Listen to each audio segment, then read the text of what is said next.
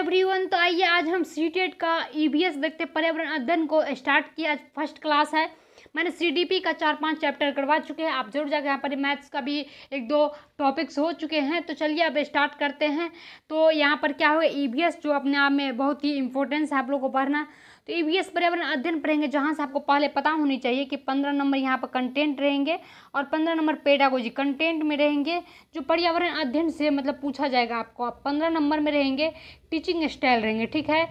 तो इसी सब में होता है पेडागोजी का मतलब है टीचिंग स्टाइल, मतलब क्या टीचिंग मेथड होना चाहिए वो रहेंगे। तो यहाँ पर हम लोग देखेंगे ईवीएस का पर्यावरण अध्ययन का टोटल 73 चैप्टर है, ठीक है।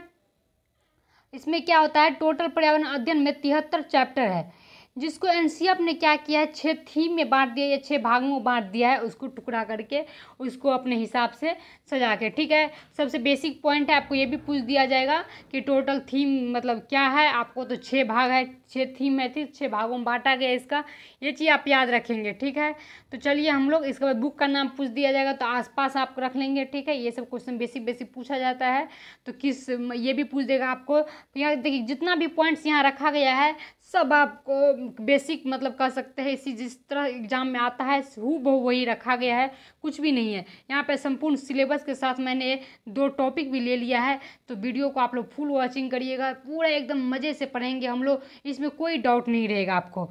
तो चलिए यहाँ से क्वेश्चन जो अभी आएंगे आप देखते रहेंगे। जो नए बने हैं चैनल को सब्सक्राइब कर लीजिए। आपको सीटेट का पूरा बैच मिलेगा फ्री में। इसी के साथ आपको बिहार सुपरटेट बीपीएससी जॉब लेंगे, एकदम बीपीएससी की तरह। ऐसे भी मैं बीपीएससी का प्रिपरेशन करवा रहे थे बच्चों को, आपको इसी से बेनिफिट मिल जाएगा, बाद बाकी सीरीज चलेगा, ठीक है। तो चलिए हम लोग बढ़ते हैं क्लास की ओर। तो ईवीएस मतलब पर्यावरण अध्ययन है, जिसको एनसीईआरटी पूछ देगा कि 6 थीम किसके द्वारा बांटा गया या 6 थीम किसके अनुसार बनाया गया। तो एनसीएफ 2005 के अनुसार बनाया गया, ठीक है। एनसीएफ 2005 आप लोग पढ़ लेंगे या पढ़ाएंगे, या मैंने पिछले वीडियो में आपको पिछले साल करवाए थे वो भी पढ़ सकते हैं, आपके लिए हेल्पफुल रहेगा। इसमें कोई चेंजिंग सिलेबस में नहीं है, ठीक है।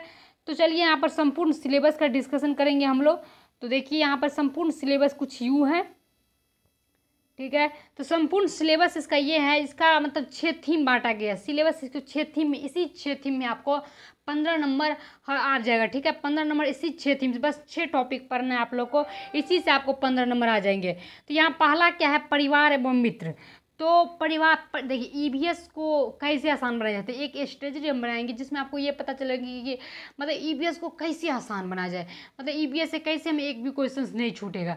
तो सबसे पहले ईवीएस के लिए यही होना चाहिए कि ईवीएस में ना अपने आसपास की जितने भी चीज़ है समझिए वही ईवीएस है, ठीक है। तभी जाके आपका आसान होगा। तो सर यहाँ पहला क्या है, थीम, जो पहला थीम है परिवार एवं मित्र, दूसरा है भोजन, तीसरा है पानी, चौथा है आवास, पांचवा है भ्रमण और छठा है क्या हम सीखते या बनाते हैं। तो यहाँ से डायरेक्ट क्वेश्चन आता है कि बताइए तीसरा थीम कौन सा है, या पानी ईवीएस का थीम है या नहीं, भ्रमण ईवीएस का थीम है नहीं, या 4 ऑप्शन दे दिए जिसमें से एक बोले कौन ऐसा है जो ऐसा ईवीएस का थीम नहीं है। इसी तरह क्वेश्चन आता है। तो क्वेश्चन का पॉइंट्स है, ऐसा नहीं कि कुछ भी, हाँ जो भी क्वेश्चन आता है उसी आधारित मैंने लिया है एकदम आप लोगों के लिए, ताकि कम समय में बहुत ज़्यादा आप लोगों को तैयारी हो जाए, ठीक है। तो चलिए वो यहाँ पे तो परिवार एवं मित्र का भी 4 उप थीम है। ये पूछा जाता है कि परिवार एवं मित्र के कितने उप थीम है, तो 4 उप थीम है। 4 कौन कौन सा है, तो कार्य एवं खेल, दूसरा संबंध और तीसरा पेड़ पौधा और चौथा जीव जंतु, ठीक है। यही 4 आपको जो उप थीम है जो पढ़ना है, और ये 6 पढ़ना है, ठीक है। ये चीज़ 10 टॉपिक बस आप लोग को पढ़ना है, जिसमें 15 नंबर आपका फिक्स कर लेंगे, ठीक है। 15 नंबर आपको आना ही आना है। तो आप लोग समझ गए होंगे। तो चलिए हम लोग टॉपिक की ओर चलते हैं, परिवार एवं मित्र की ओर चलते हैं, ठीक है। तो अगर सब्सक्राइब कर लीजिए आप लोग, मैं हमेशा आप लोग को ये बात बोलती हूँ। इसके बाद यहाँ पर देखिए हम लोग का क्या हो गया, अब यहाँ से हम लोग देखेंगे सबसे अच्छा क्या है, ईवीएस। ईवीएस में पहला आपको जो टॉपिक है परिवार एवं मित्र, ठीक है। तो परिवार एवं मित्र को हम शुरू करते हैं। यहीं से आपको 2 टॉपिक लिया है मैंने, उस टॉपिक को आज ख़त्म करेंगे, तभी जाकर क्लास आप लोग का अगला क्लास जो होगा अगले सेशन के साथ। तो चलिए परिवार एवं मित्र में सबसे पहले परिवार, जो हम अपने परिवार से शुरू करते हैं। आपका परिवार हो, मेरा परिवार हो, वही परिवार के बारे में यहाँ बात किया गया है। तो परिवार का मतलब क्या हो गया, तो यहाँ बेसिक समझने के लिए चीज़ है, ये मत करेंगे हम परिवार क्यों पढ़ेंगे, तो ये सब समझने की चीज़ है, ठीक है। तो परिवार एक समूह है जिसमें 2 से अधिक व्यक्ति या सदस्य रहते हैं, ठीक है। आप बताइए कि क्या परिवार में मतलब मम्मी पापा, बच्चे, किसी में दादा दादी, तो किसी में मामा मामी, किसी में चाचा चाची, सभी तरह के फैमिली होते हैं। तो तो सारे तरह के फैमिली का भी यहाँ बात करेंगे जहाँ से क्वेश्चन पूछा जाता है। ठीक है, जैसे माता पिता, विवाहित और अविवाहित संतान, दादा दादी इत्यादि कर्तव्य निर्वाह करते एक साथ जुड़े रहते हैं। सबका अपना अपना कर्तव्य होते जो निर्वाह करते एक परिवार बनता है, वही होगी एक फैमिली। ठीक है, तो अब समझेंगे इसमें, इसी से क्वेश्चन पूछा जाएगा। अब यहाँ से क्वेश्चन रहेगा कि भारत में मुख्यतः 2 प्रकार के परिवार पाए जाते हैं। ठीक है, इंडिया में मतलब मुख्यतः परिवार तो बहुत सारे माने जाते हैं, परिवार तो एक आदमी के लेके भी बन जाता है, लेकिन यहाँ पर 2 परिवार की बातें मुख्यतः कहा गया है, एक संयुक्त परिवार और एक एकल परिवार। तो संयुक्त परिवार का अर्थ हुआ कि एकजुट परिवार, मतलब एकजुट परिवार, जैसे कि यहाँ पे फिगर दे दिए, चाचा चाची, दादा दादी, बच्चे सभी है। एक एकल परिवार है जिसमें सिर्फ माता पिता और उसके अविवाहित संतान है जिसकी शादी नहीं हुई है, यही हो गया आपका एकल परिवार। और ये हो गया आपका जो क्या है, संयुक्त मतलब एकजुट परिवार। परिवार का वो रूप जिसमें माता पिता अन्य सदस्य होते हैं, और इसमें क्या होता है, अविवाहित संतान और माता पिता, इसमें शादी हुआ संतान शामिल नहीं है। तो आपको पूछ दिया जाएगा कि संयुक्त परिवार का एग्जाम्पल कौन है, या मतलब सभी परिवार एकजुट है जो वो कौन सा परिवार होगा, इसी तरह से क्वेश्चन आता है। तो चलिए, इसमें घबराने की बात नहीं, आप एक बार ये सब समझने की चीज़ है, ये सब ऐसा चीज़ है जो आपको समझने से बाहर ही नहीं होगा। मैंने उसी चीज़ को लिया जो आपके माइंड में आपके से जुड़ा हुआ, आपके लाइफ से जुड़ा हुआ हो, मैंने इससे ज़्यादा पॉइंट्स नहीं लिया है। तब इसकी विशेषता और दोष को हम थोड़ा सा देखते हैं। इसकी विशेषता क्या होती है, तो आपको देखिए संयुक्त परिवार की विशेषता क्या होता है, संकट के समय सभी सदस्य एक दूसरे को मदद करते हैं। जैसे संकट के समय आएंगे तो क्या करेंगे, एक दूसरे के लिए सब खड़े होते हैं, मदद करते हैं। मान लीजिए किसी के पास ऐसा मुसीबत आया कि पैसे की ज़रूरत है, तो सदस्य के आदमी सबसे हेल्प ले लेते हैं। एकल परिवार में वही होता है, मतलब जो थोड़ा सा दिक्कत हो जाता है, संकट के समय वो अकेले पड़ जाता है। ठीक है, तो इसमें छोटे बच्चों का देखभाल बेहतर तरीकों से होता है। संयुक्त परिवार में क्या होता है, छोटे बच्चों को क्या होता है, देखभाल बेहतर। जब सीडीपी पढ़ेंगे तो उसमें भी ये बात लिखा गया है कि बच्चों को व्यक्तित्व के लिए मतलब एक समाज का ज़रूरत मतलब बहुत ही इम्पोर्टेंस होता है। ठीक है, तो यहीं पे यह का बच्चा जब रहते हैं तो उसके दादा दादी होते हैं, चाचा चाची होते हैं, रिलेशन होते हैं, जितने भी रिश्तेदार आदमी होते हैं, उसके कारण उसका क्या होता है, बेहतर से देखभाल हो पाता है। ठीक है, कि एक न एक आदमी उसके पीछे लगा रहता है। इससे अगर एकल परिवार में यही बात किया जाए तो वहाँ व्यक्तित्व का विकास नहीं हो पाता है, मतलब अकेले मम्मी पापा अपने अपने काम में बिजी होता है, तो बच्चे क्या होता है उतना अच्छा से डेवलपमेंट मतलब एक तरह से कह सकते हैं कि देखभाल नहीं सही तरीक़ा से होता है। ठीक है, तो यही इसकी विशेषताएं थी। ये इसकी मतलब विशेषता कहे तो इसकी मतलब जो है विशेषता व्यक्तित्व विकास होता है, मतलब व्यक्तित्व का समुचित विकास कहने का अर्थ हुआ कि यहाँ पर पूरी तरह से बच्चा स्वतंत्र रहता है, वो अपने व्यक्तित्व को अपने मम्मी पापा से विचार, कोई दबाव नहीं रहता है उसको यहाँ पर। इसकी विशेषता ये रही। इसकी विशेषता दोष के है तो व्यक्तित्व का विकास यहाँ पे नहीं हो पाता है। संयुक्त परिवार में बच्चे को दबाव के कारण वो अपने आप को बोल नहीं पाता है, लेकिन यहाँ क्या होता है, जो पूरी तरह से फ्रीडम रहता है, स्वतंत्र रूप से बच्चा रहता है, पूरी तरह से कोई दिक्कत इस पर बच्चे पे जोर ज़बरदस्ती नहीं रहता है। ठीक है, अगर हम यहाँ पर दोष की बात करें तो यहाँ व्यक्तित्व का विकास नहीं हो पाता है, और यहाँ पे क्या हो जाता है, संकट के समय में अकेला होता है। यही दोनों फैमिली में फ़र्क है, ज़्यादा पूछा नहीं जाता, आपको सिर्फ पढ़ना है एक बार। तो क्वेश्चन जो आता है तो सबसे ज़्यादा पेड़ पौधा से आता है, बर्ड से आता है, मतलब पंछी से आता है। जहाँ जहाँ से क्वेश्चन आएंगे हम लोग शुरू करेंगे। लेकिन यहाँ पर मित्र कहा गया, जैसे परिवार एवं मित्र, परिवार ने हमने ख़त्म कर लिया। मित्र ईवीएस में ज़्यादा नहीं आपको है, जो पढ़ना है जहाँ से क्वेश्चन आता है हूबहू उतना ही पढ़ना है, ज़्यादा आप लोगों को भटकना नहीं है। तो यहाँ पे कहा गया है कि परिवार एवं मित्र, तो 2 या 2 से अधिक व्यक्ति भावनात्मक रूप से एक दूसरे से जुड़े हो उसे मित्र कहते हैं। जैसे कि मित्र का लड़की लड़की में दोस्ती, लड़का लड़की में दोस्ती, बॉयज़ बॉयज़ में दोस्ती, तो एक दूसरे की भावना से जुड़े होते हैं। ऐसा भावना जुड़ा होता है कि दोस्ती में क्या होता है कि अगर दोस्त ने बोल दिया तो वही सही है, तो ऐसा भावना जुड़ा रहता है, तो इसी ही मित्र कहते हैं। तो मित्र को भी 2 प्रकार में बांटा यहाँ पे। ठीक है, 2 प्रकार में। एक मित्र ऐसा भी होता है आप लोग का कि मतलब समय पे याद किए कि देखो भाई ये काम है, ठीक है, हमको ये काम करना है तो चलो कर देगा। एक होता है अच्छी और सच्ची मित्र, मतलब जो बोल दिया उसी के अनुसार करना है, फैमिली उमली सब उसके लिए कम पड़ जाता है। तो यही हो गया आपको, ये सबसे कभी कभी क्वेश्चंस आया गया है, इसीलिए टॉपिक उठाया गया है।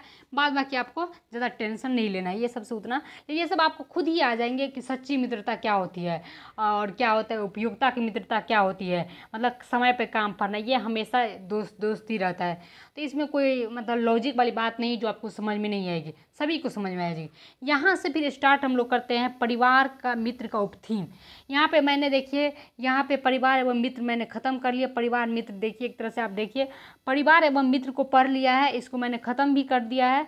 ठीक है, अभी हम यहाँ पे स्टार्ट करेंगे। परिवार को जो मित्र का थीम था कार्य एवं खेल था, जो भी यहाँ पे देखिए आपको एक बार दिखा देते फिर से। कार्य एवं खेल था, संबंध था, पेड़ पौधा और जन, ये 4 उपथीम हम लोग अब पढ़ेंगे, ठीक है, जहाँ से क्वेश्चंस बहुत आता है, ठीक है। तब धीरे धीरे हम लोग ये भी पढ़ेंगे, ठीक है। तो चलिए स्टार्ट करते हैं हम लोग। यहाँ से बहुत इंपॉर्टेंस है, आप याद लेके चलेंगे। तो परिवार एवं मित्र का उपथीम कहते कार्य से तात्पर्य बालक की क्रियाशीलता एवं पारिवारिक कार्य से है, ठीक है।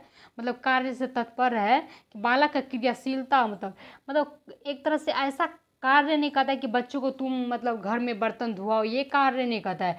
यहाँ पे ये कहा गया है कि बच्चों को मतलब वर्क करवाओ। वर्क करने का मतलब जब वो पढ़ते हैं तो उसे खेल खेल के माध्यम से सिखाओ, उसे होमवर्क मतलब जो होता है ड्राइंग के माध्यम से सिखाओ, उसे गतिविधि करने के लिए बोलो। तो ये कार्य कहते हैं, ठीक है, जहाँ क्रियाशीलता एवं पारिवारिक कार्य से है।